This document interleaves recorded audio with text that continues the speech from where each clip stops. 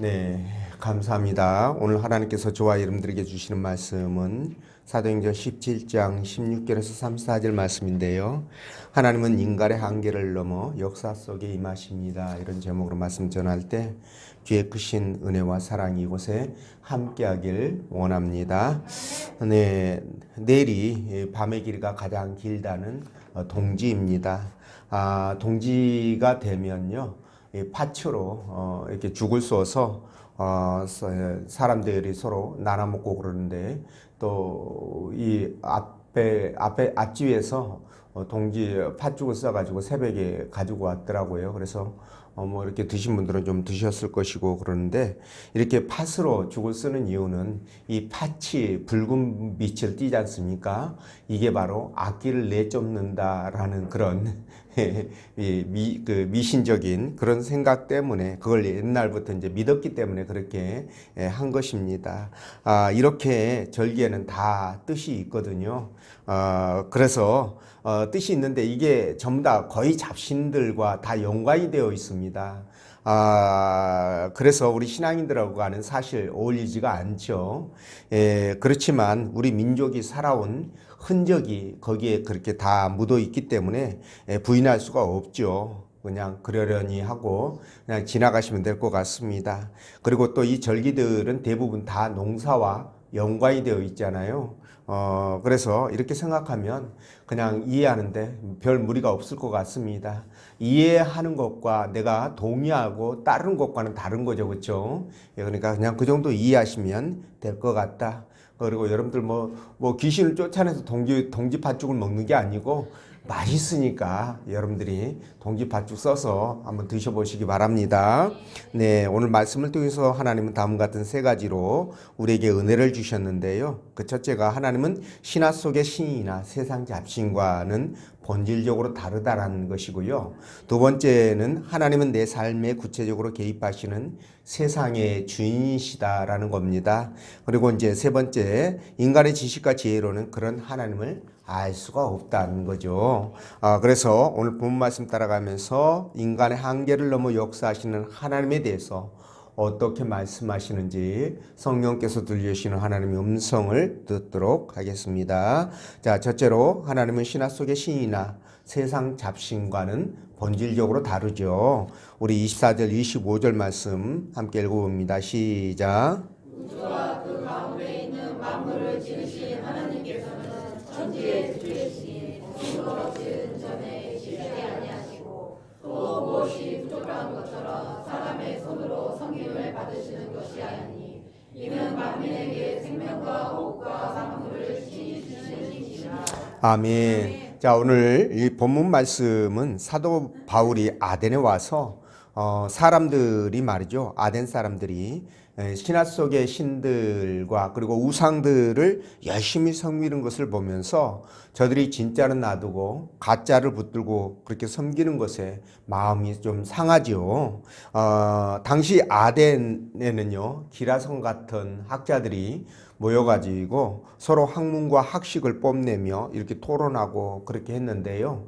그 공간이 되었던 아레오바고라는 곳에서 사도 바울이 당시 유명했던 에피쿠로스 학자들 그리고 또 스토아 학파들 또 철학이나 또 이런 종교 또 여러 가지에 관심이 많은 사람들 이런 사람들을 대상으로 해가지고 복음을 전하게 되는데 그 전했던 내용이 바로 우리가 읽었던 본문 말씀이죠.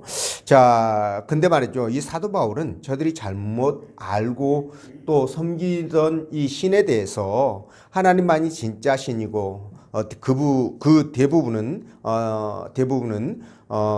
당신들이 그 섬기는 그 대부분의 신들은 신화 속의 신들이나 또는 우상들이나 이런 것과 하나님이 전적으로 다르다라는 것을 말씀합니다. 당시 아덴 사람들은 셀 수도 없을 만큼 많은 신을 섬겼다라고 여러분들에게 말씀드린 것 같은데요. 자기들도 알지 못하는 신들이 부지기일 정도로 이 사람들은요, 오다 가다가 신경 쓰이면 다 그걸 신으로 섬겼던 것 같아요. 그렇게 말을 해도 과언이 아닐 정도로 저들의 신앙이 정말 뭐랄까요, 우상지향적이었다, 이렇게 말씀을 드릴 수 있을 것 같습니다. 그러니까 저들의 신은요, 스스로 존재하는 것이 아니라 사람들이 만든 신에 불과했다라는 거죠. 그러나 하나님은 어떻습니까? 인간이 만든 조형물도 아니고, 그리고 또 신화나 소설 속에 나오는 뭐 상상의 신도 아닙니다. 그분은 영원부터 영원까지 스스로 존재하시고 또 온 우주 만물을 창조하시는 것에 그치지 않고요. 그 만물들을 지금까지도 운행하시고 섭리하시면서, 그리고 그분은 모르는 것이 없고 또 안 계신 것이 없고 못하신 것이 없는 유일무이한 그런 분이시다라고 말씀하죠. 그리고 또한 역사 속에 오고는 수많은 인생들 가운데 하나하나 그들을 기억하시고요.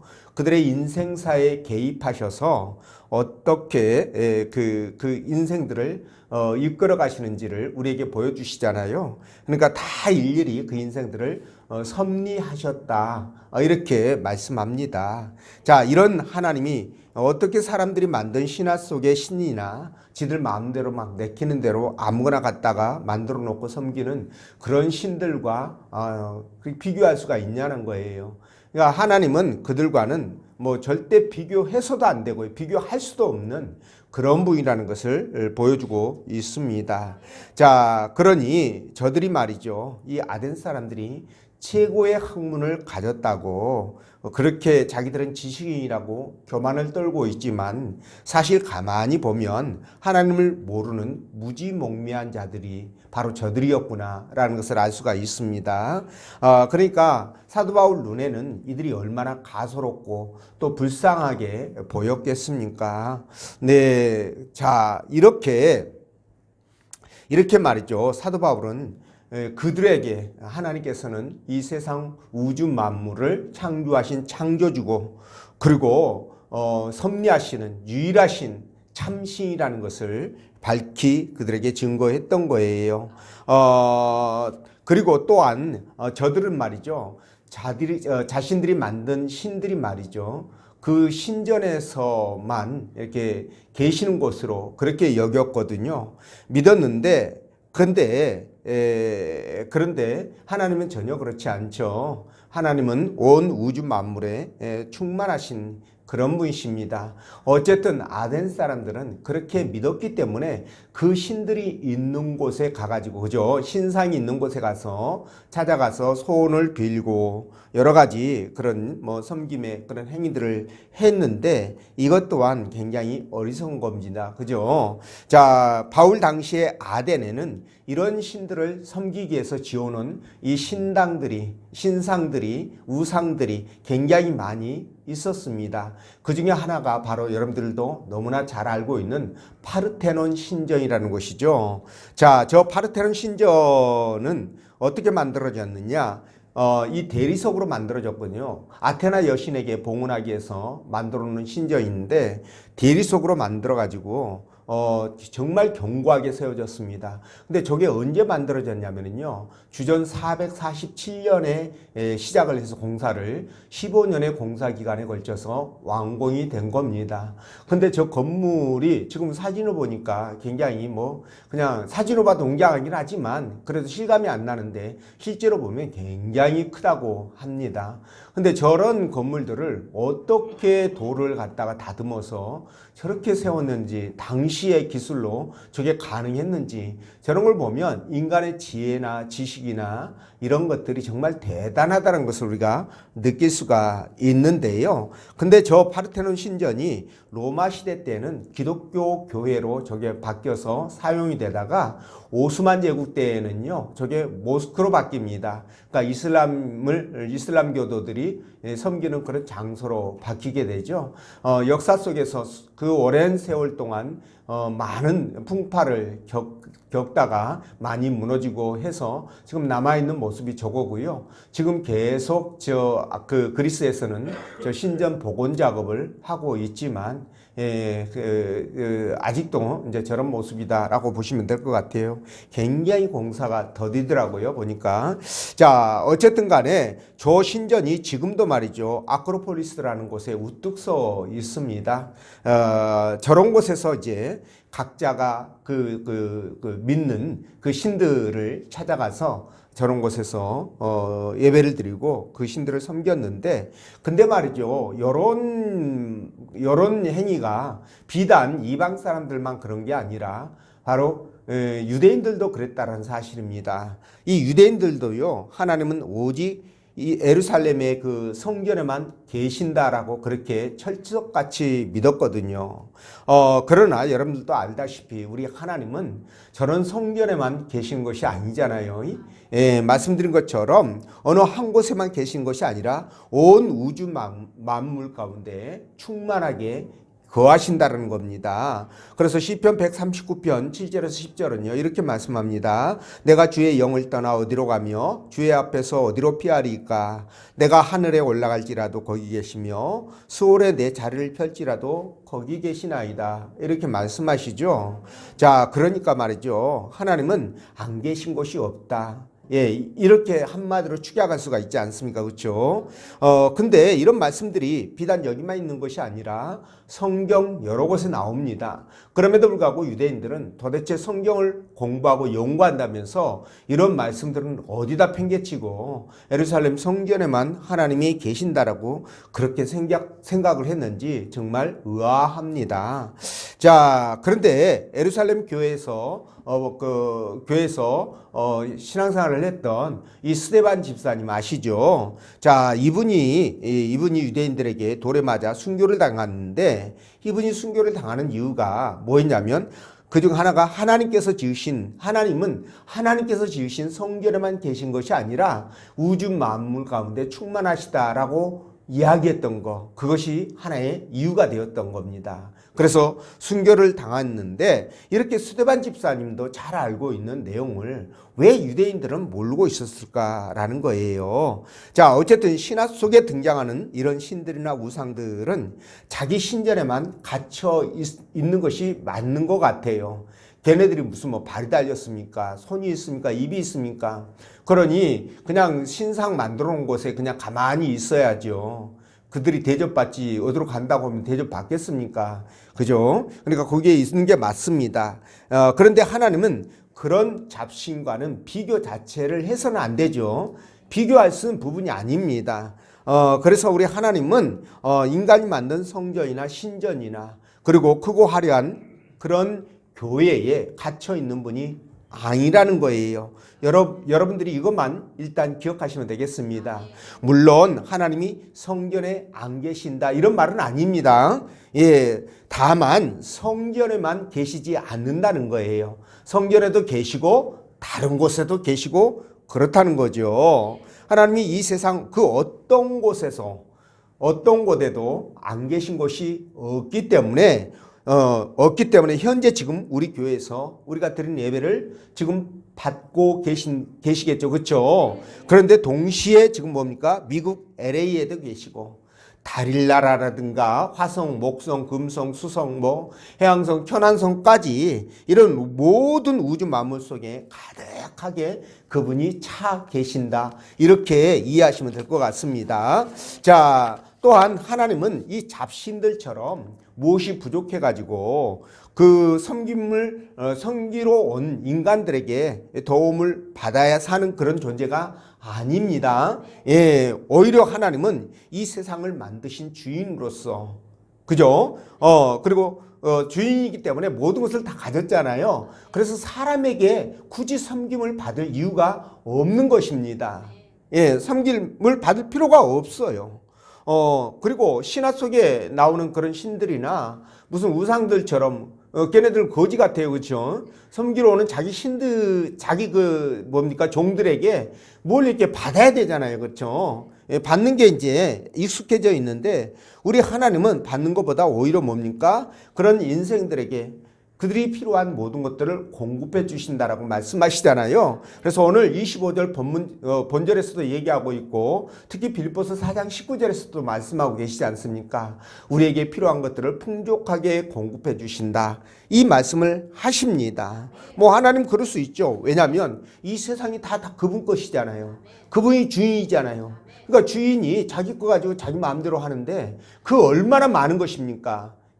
그런데 우리에게 굳이 코 묻은 거, 이런 거 굳이 받을 이유가 없다라는 거예요. 네, 오히려 오늘 본문에서도 말씀하지 않습니까?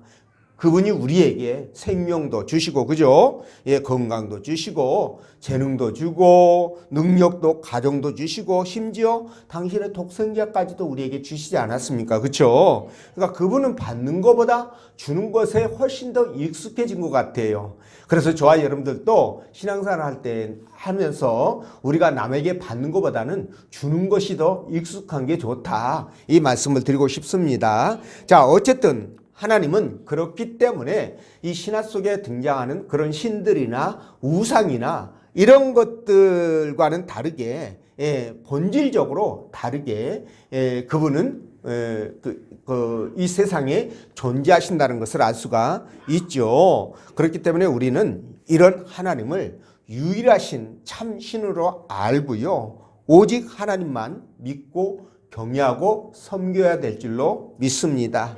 그럴 때 하나님의 은혜와 사랑과 축복을 누릴 수 있는 것이죠. 그런 복을 받아 누리는 여러분 되시길 바라고요. 자, 두 번째로 하나님은 내 삶에 구체적으로 개입하시는 세상의 주인이시라는 건데 26절 말씀 읽어봅니다. 시작. 인류의 모든 족속을 한 혈통으로 만드사 온 땅에 살게 하시고 그의 은혜를 정하시며 도주의 경외를 한정하셨으니. 아멘. 자, 바울이 행한 설교 중에 하나님이 인류의 모든 족속을 한 혈통으로 만드시고 그리고 그들의 연대와 거주의 경계를 정했다. 이렇게 말씀하시죠. 자, 근데 이게 무슨 뜻일까요?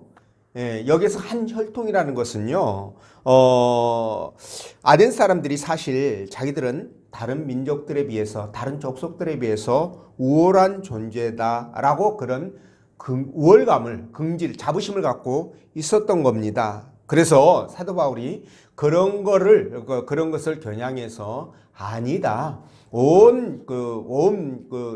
인류는, 족속은, 하나님의 한 혈통이다. 아담의 한 혈통으로서 똑같은 형제고, 차별이 있는 우월하고 열등하고의 그런 존재가 아니라는 것을 지금 얘기하는 겁니다. 그리고 연대와 영토의 경계를 정하셨다는 것은 이 세상의 모든 일들이 하나님의 계획과 섭리 가운데서 이루어진다는 것을 보여주는 것입니다. 자, 그래서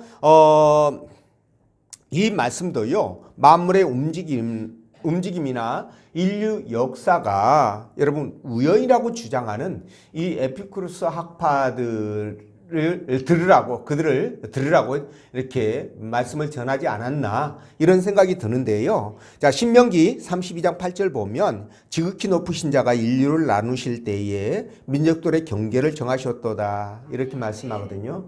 그러니까 하나님께서 사람들이 살아가는 이 세상에 연대를 만드시는 것도 그들이 거주할 경계를 만드는 것도 나라의 국경선이라고 생각하면 되겠네요. 그렇죠? 예, 그 만든 것도 전부 다 하나님께서 만드셨다라는 것을 보여주는데 이건 다시 말하면 무슨 뜻이냐? 하나님은 이 세상 역사의 주인 되시고 이 오고 오는 모든 인생들의 주인 되신다는 것을 그대로 보여주는 말씀이다 라고 이해하시면 될 것 같아요. 그럼에도 불구하고 여러분들 불신자들이 있죠. 이 불신자들은 하나님이 없다라고 얘기합니다. 그리고 신론이라는 자들이 있는데, 그러니까는 이 모든 세상에 다 신들이다라고 생각하는 그런 자들이에요. 자, 이런 사람들은 뭐라고 주장하느냐? 하나님은 인간사에 절대 개입하지 않는다. 이렇게 주장을 하는데, 여러분, 이들은 말이죠. 이 세상에서 일어나는 모든 일이 전부 다 우연이라고 그렇게 말을 하니까 이게 말이 안 된다는 거예요. 왜 그러냐면 여러분들 가만히 생각해 보십시오. 이 전체 우주가 얼마나 복잡하고 얼마나 정확하게 움직입니까? 마치 시계가 톱니바퀴를 서로 맞물려서 그 시계가 시간을 가리키는 것처럼 우주 만물도 그렇게 움직이거든요. 자, 그래서 만약에 단 1의 오차라도 생긴다면 갈수록 그 오차가 크게 벌어지겠죠. 그렇게 되면 결국 어떻게 될까요? 이 세상은 멸망하게 되는 겁니다. 멸망하게 되는 거예요. 이 지구도 살아남지 못하죠. 뭐 운석이 떨어지고, 막 별들이 떨어지고, 같은 별이 막 다른 거하고 부딪히고, 이러지 말라는 법이 없어요. 흐트러지게 되면. 이럴 가능성이 얼마든지 있습니다. 자, 그런데 이것을 이렇게 정확하게 움직이는 우주 만물을 보면서도 오차가 없다고 생각한다면 오히려 그게 더 이상한 거예요. 마치 손으로 지 눈을 가리고 태양이 없다 이렇게 하는 것과 연구하고 똑같은 거죠. 그렇죠? 예, 이런 모습이기 때문에 안 되는 거죠. 이 세상에 여러분 저절로 생겨난 물건은 어떤 것도 없습니다. 저절로 만들어진 것은 없어요. 여러분도 이해하실 겁니다. 들에 피는 풀 한 폭이나 나무 한 그루 같은 거, 돌 하나 이런 것들도 말이죠. 이거 저절로 만들어진 거 없어요. 전부 다 누가 만드셨다? 하나님께서 만드셨다고 창세기 1장 11절에서 12절 말씀하시는데 땅은 풀과 씨 맺는 채소와 각기 종류대로 씨 가진 열매 맺는 나무를 내라 하시니 어떻게 되었다? 그대로 되었다라고 말씀하셔요. 이렇게 들의 풀과 식물도 나무도 하나님께서 직접 이렇게 만드시고 자라게 하신다는 거예요. 그래서 여러분 이 세상에는 우연히 일이 되어져 가지고 우연히 가다 보니까 그렇게 되었고 이런 것은 있을 수 없다는 거죠. 인류 역사는 하나님께서 만들어 가시는 거예요. 예, 이 부분은 꼭 기억하시길 바랍니다. 그래서 사도 바울은 너무도 분명하게 하나님께서 역사의 주인 되신다라고 말씀하시는 거예요. 야, 이와 같은 내용은 사도 바울뿐만이 아니라 성경 전체의 일관된 주장입니다. 여러분 또 공감하시잖아요. 예, 일관된 주장이에요.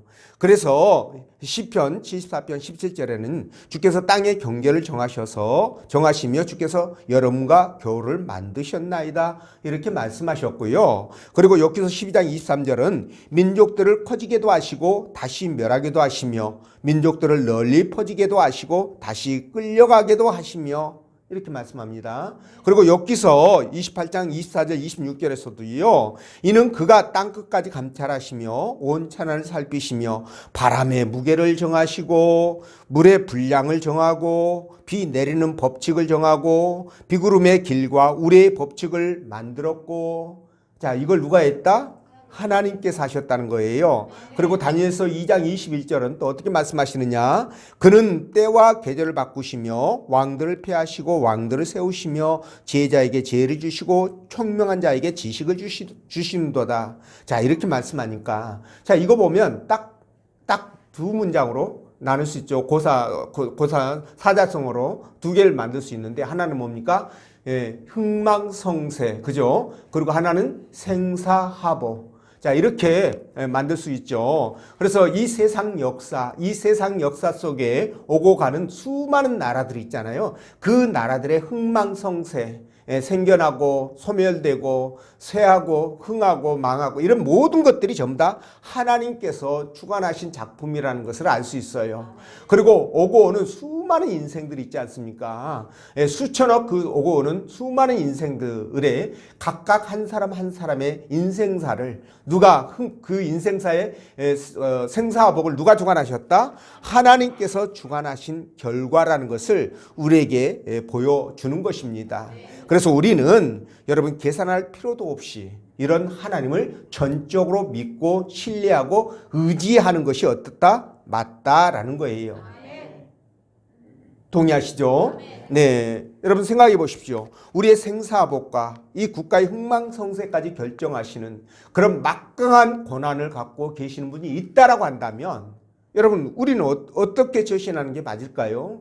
예, 당연히 그분을 전적으로 믿고 신뢰하는 것이 정말 지혜롭고 현명한 결정이다라는 거죠. 나는 그분 못 믿어. 내 마음대로 할 거야. 이거 같이 어리석은 것이 어디 있습니까, 여러분? 물론 뭐 그 사람 뭐 이렇게 배짱은 좋고 뭐 인정할 만하지만 배짱이나 그 호기가 말이죠. 인생을 완전히 말아먹는데 배짱을 부리고 호기를 부리는 것이 뭐 맞다고 얘기할 수 있습니까? 아니잖아요. 그렇죠? 그러니까 하나님을 믿고 따르는 것이 맞습니다.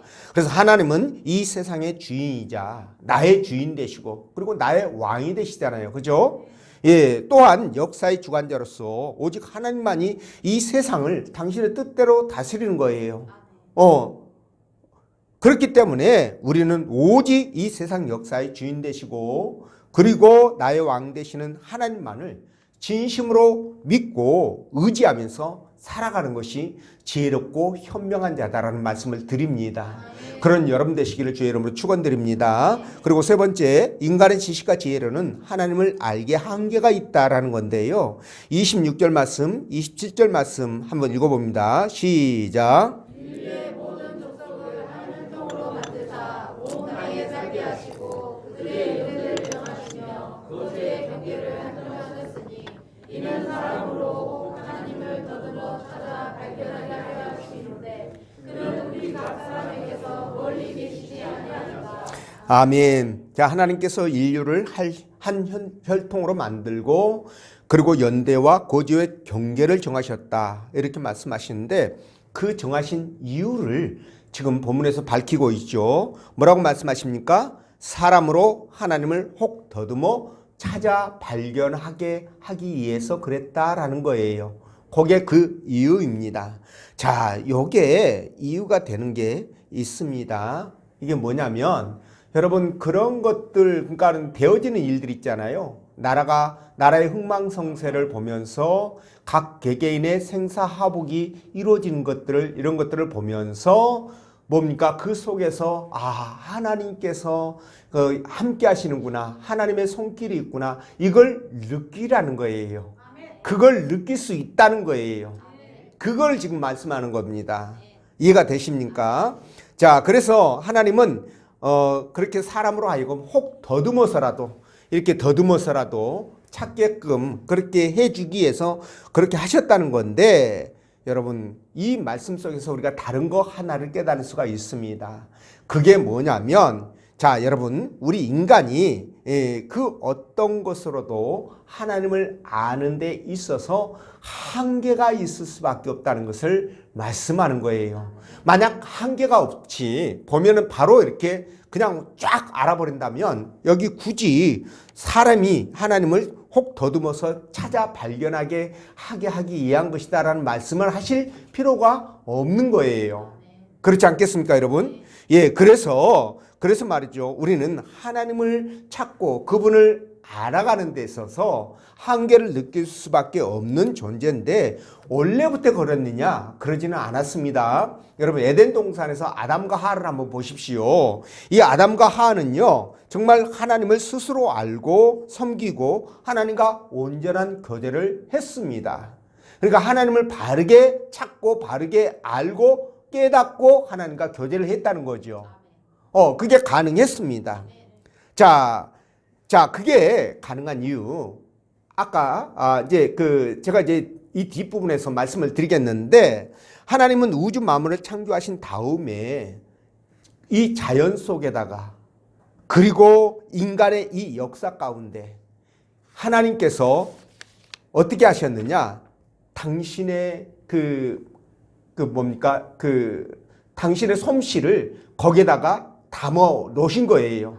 그러니까 그것을 가만히 살펴보고 관찰하고 연구하면 하나님을 발견할 수 있다라는 겁니다. 그게 가능하다는 거예요. 그러니까 하나님의 모든 창조물 속에 여러분들도 말씀드렸잖아요. 이 우주 자연 만물 속에는 여러 가지 원리와 법칙들이 담겨 있다고 말씀을 드렸죠. 이 법칙이나 원리는 바뀌지 않는 겁니다. 예, 진리처럼 바뀌지 않는 것을 얘기하는 거예요. 그런 것들을 심어 놔가지고 이 자연 세계가 그 법칙과 원리에 따라서 움직이도록 함으로 말미암아 사람이 뭡니까? 예측이 가능하고 그걸 발판으로 해서 연구가 가능하고 발전이 가능하고 그래서 오늘날 이렇게 고도의 물질 문명을 이룰 수 있도록 그렇게 해 주신 거예요, 하나님께서. 그러니까 이런 걸 보면 뭡니까? 아, 하나님이 그 안에 당신의 손길로 이렇게 작업을 해 놓으셨구나라는 것을 깨닫게 된다는 거죠. 그래서 하나님의 존재를 알게 되는 거라는 거예요. 이해가 되십니까? 그래서 시편 기자도요, 이것을 깨닫고 우주 만물 속에서 하나님을 발견하고 그 하나님의 이디하심을 찬양하고 찬송하는 그런 그 노래를 불렀는데 시편의 많은 부분에서 이 내용들이 나옵니다. 자, 그런 이유로 하나님을 모르던 사람들도요, 인류의 역사의 흐름이라든가 그리고 기기묘묘한 자연의 어떤 이치 그리고 우주를 연구하다가 또 여러분들 잘 아시잖아요. 우리 인체가 얼마나 신묘막직한지 잘 아실 겁니다. 이런 인체의 신비한 기능들을 보면서 아, 이런 것들은 스스로 생겨날 수가 없다. 우연히 그렇게 만들어질 수가 없다라는 것을 깨닫고 하나님의 존재를 받아들이는 그런 과학자들이 많습니다. 연구하면 연구할수록 이거를 만드시고 이끌어 가시는, 섭리하시는 그런 분이 있어야 된다는 것을 인정하지 않을 수가 없다는 거예요.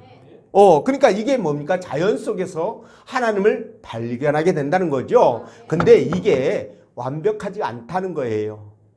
이렇게 아는 하나님은 온전하게 우리가 그 하나님의 전체를 알 수 없다는 겁니다. 그래서 더듬어 찾게 하려 함이라는 말씀을 굳이 하시는 겁니다. 자, 그런데 말이죠. 이렇게 완전하지 않다 보니까 다시 말씀드리면 우리의 지혜나 지식이나 우리의 이성이 완전하지 못하다 보니까 그 한계가 있지 않겠습니까? 그래서 그 한계 속에서 하나님을 만나고 찾는 것도 여러분 부분적일 수밖에 없다라는 거예요. 그래서 사람이 실수하고 실패하고 그리고 많은 오해와 착각도 불러일으키고 갈등도 일으키고 그리고 또 어떤 답을 찾아가는데 시간이 너무너무 많이 걸리잖아요. 깨닫고 또 이렇게 반복하고 깨닫고 그러면서 하나의 내가 이러면 안 되겠구나라고 확실하게 몫을 받고 그것을 정리해 가는데 시간이 너무너무 많이 걸리는 겁니다. 그게 바로 우리가 불완전하다는 증거예요.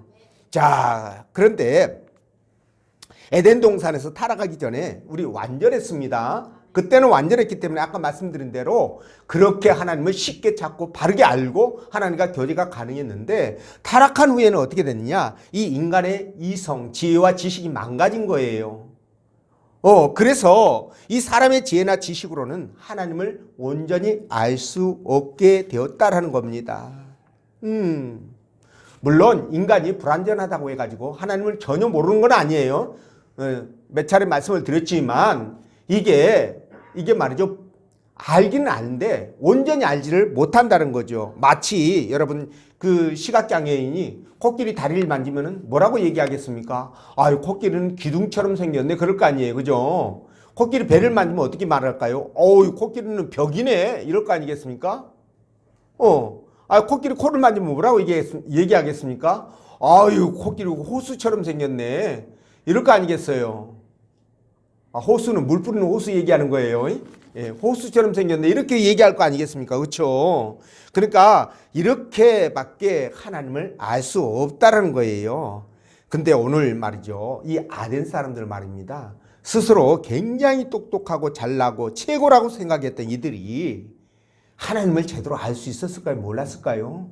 몰랐죠. 그러니까 그들이 하나님은 고사하고 신화 속에 나오는 신들이나 우상들이나 이런 것들 오다 가다 발에 그냥 걸리면 전부 다 신으로 섬기잖아요. 이런 것들을 신이라고 그렇게 섬기고 거기에다가 머리 조아리고 그런 거 아니겠어요. 그죠? 이게 바로 그들이 타락한 지혜와 지식, 그들의 집단 이성 가지고도 절대 하나님을 제대로 알 수 없다는 것을 보여주는 반증이기도 합니다. 이해가 되시죠? 자, 자, 그렇다면 우리는 어떻게 해야 하나님을 제대로 알 수 있을까? 그 알 수 있는 방법은 아예 없는 것인가? 있다면 어떻게 알 수 있는가? 이거겠죠. 그렇죠? 여러분 어떻게 알 수 있을까요? 예, 그렇습니다. 우리가 구약 성경을 보면은요. 하나님께서 이스라엘 백성들에게 나타나실 때 직접 나타나신 경우가 있었습니다. 마치 시내산에서 모세에게 나타났던 것처럼 딸기나무 숲 속에서 그런 현상을 우리가 뭐라고 얘기합니까? 이렇게 표현합니다. 하나님이 직접 나타나셔서 현현하셔서 우리에게 말씀해 주시는 경우가 있어요. 이럴 때 이제 제대로 확실하게 알겠죠. 그렇죠? 그리고 또 하나, 하나님께서 예수 그리스도를 이 땅에 보내심으로 말미암아 우리에게 직접 계시를 확실하게 보여주신 겁니다. 예수님은 하나님이시죠. 그렇죠? 하나님 직접 오셔서 말씀하신 거니까 이거는 확실한 계시죠. 그리고 또 하나의 방법이 있어요. 세 가지. 세 번째 뭐냐? 바로 선지자들을 통해서 선지자들에게 하나님이 말씀을 주셔가지고 그 말씀을 백성들에게 선포하게 하심으로 말미암아 뭡니까? 깨닫고 확실하게 알게 해 주신 거예요. 자, 그런데 오늘날 유감스럽게도요. 제 얘기 한번 들어보십시오. 유감스럽게도 자, 이 세 가지 방법들이 다 사라졌습니다. 첫 번째, 하나님의 현현 직접 나타나는 거 없어졌습니다. 지금 나타나지 않습니다. 두 번째, 예수 그리스도 오셨지만 승천하셨죠? 지금은 안 계십니다. 세 번째, 선지자들을 통해서 말씀을 주시는데 이 말씀도 그친 지 이미 오래됐습니다. 자, 그렇다면 우리가 하나님을 그러면 아예 알 수 있는, 제대로 알 수 있는 방법이 사라졌느냐는 거예요. 근데 그렇지는 않습니다. 그게 뭡니까? 바로 여러분들이 가지고 있는 이 성경입니다. 이미 선지자들을 통해서 하신 말씀을 기록해둔 이 성경을 통해서 오늘날 하나님께서 저와 여러분들에게 말씀을 하시고 이 성경을 통해서 그분이 어떤 분이라는 것을 보여주는 거예요. 그래서 우리는 이 성경을 통해서 하나님의 존재에 대해서 확실하게 알 수 있는 겁니다. 그리고 확실하게 믿을 수 있는 거예요. 이해가 되시죠? 그러니까 이걸 생각하면 이 성경이 정말 귀한 것이구나. 너무 소중한 것이구나 라는 것을 우리가 다시 한번 깨닫게 되는 겁니다. 그래서 사무엘상 3장 21절은 뭐라고 말씀하시느냐? 여호와께서, 우리 같이 읽어보겠습니다. 시작. 여호와께서 실로에서 여호와의 말씀으로 사무엘에게 자기를 나타내시니라. 자, 하나님께서는요 말씀을 통해서 지금도 사무엘에게 나타나셨던 것처럼 저와 여러분들에게도 나타나신다는 사실이에요. 그러니까 이 말씀을 통해서 하나님을 만나고 또 하나님의 어떤 성품을 확인하시고 그분이 좋아하는 거, 싫어하는 거, 또 미워하는 거, 또 사랑하는 거 이런 것들을 아셔야 될 거 아니에요. 그분이 어떻게 할 때 복을 주시는지 또는 화를 주시는지 아셔야 될 거 아니에요. 그래야 복 받는 자리에 가서 멀찌감치 가가지고 서 있을 거 아닙니까? 복이 오는 길목에 서 있어야 오는 대로 직접 그냥 탁 낚아챌 거 아니에요. 오면은. 그러기 위해서는 뭐가 필요하다? 말씀이 필요하다. 말씀을 아셔야 된다라는 겁니다. 그죠? 그래서 우리는 이 성경을 날마다 읽고 묵상해야 되겠죠. 그렇죠? 예, 그리고 하나님을 더 많이 알아서 그분이 뭘 좋아하시고 뭘 기뻐하시고 어떨 때 사랑하는지 그런 것들을 알아야 내가 그렇게 할 거 아니겠어요. 그죠? 그렇게 함으로 말미암아 하나님 앞에 복을 받아 누릴 수 있지 않겠습니까? 그렇죠? 네, 그렇습니다. 그렇게 하기 위해서 우리는 성경이 필요한 거죠. 그리고 이게 우리를 구원의 길로 인도하시잖아요. 그죠? 그래서 이 성경 필요합니다. 그래서 하나님을 더 많이 알고 섬기는 것은 곧 여러분들이 하나님 앞에 구원받은 백성이라는 증거이기도 하잖아요. 예, 그렇기 때문에 여러분 이보다 더 큰 축복은 없는 겁니다. 성경 말씀을 붙들고 하나님을 만나고 그분 안에서 우리가 믿음으로 살아가는 것. 예, 이것이 바로 우리 인간의 뭡니까? 타락으로 인해서 변질된 지혜나 지식이나 또는 이성을 극복할 수 있는 방법이에요. 여러분 아시겠죠? 성경을 통하지 않고서는 불완전한 그런 것들을 극복할 수 있는 방법은 없습니다. 성경을 통해야만 하나님의 그 계시를 우리가 붙들어야만이 이런 것들을 극복하고 세상을 바라볼 수 있는 눈이 생기는 거예요. 여러분 예수 믿으면은요 세상을 바라보는 눈이 생깁니다. 그래서 세상 돌아가는 것을 읽을 수 있고요. 그래서 어떻게 해야만이 세상을 바르게 세상이 갈 수 있을 것인지도 알게 됩니다. 오늘날 애언자는 그냥 막 뭐 받아가지고 막 그냥 막 날랄랄라 하고 그죠? 아니면 뭐 말하고 이게 애언자 아닙니다, 여러분. 성경을 통해서 역사를 읽고 오고 오는 인생사를 읽는 거 이게 바로 여러분 애언자예요. 여러분들이 성경을 통해서 그런 애언자의 삶을 살아가시고요. 한계를 극복하시는 여러분들 되시기를 주의 이름으로 축원드립니다. 기도합니다.